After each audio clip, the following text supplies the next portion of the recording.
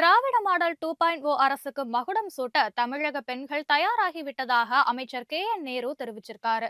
திமுகவுடைய கூட்டணி கட்சிகள் இடம்பெற்றிருக்கும் இந்தியா கூட்டணியானது 45% ஆதரவோடு முன்னிலையில இருக்கிறதா இந்தியா டுடே சி ஓட்டர்ஸ் கருத்து தெரிவிச்சிருக்கு.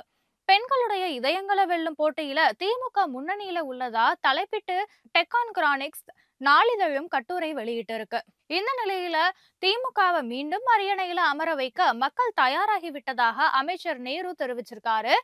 இது குறித்து அவர் வெளியிட்டுள்ள அறிக்கையில 2026 சட்டமன்ற தேர்தலையும் திமுகவே வெல்லும்னோ அதனை கருத்து கணிப்புகளும் உறுதி செய்கின்றன எனவும் பெண்களுடைய நம்பிக்கையையும் பேராதரவையும் பெற்று அசைக்க முடியாத அரசாக திமுக அரசு விளங்குவதாக குறிப்பிட்டு இருக்காரு. திமுக அடைய போகும் வரலாறு வெற்றியில் பெண்களுக்கு முக்கிய பங்கு இருக்கும்னு தெரிவிச்சிருக்காரு.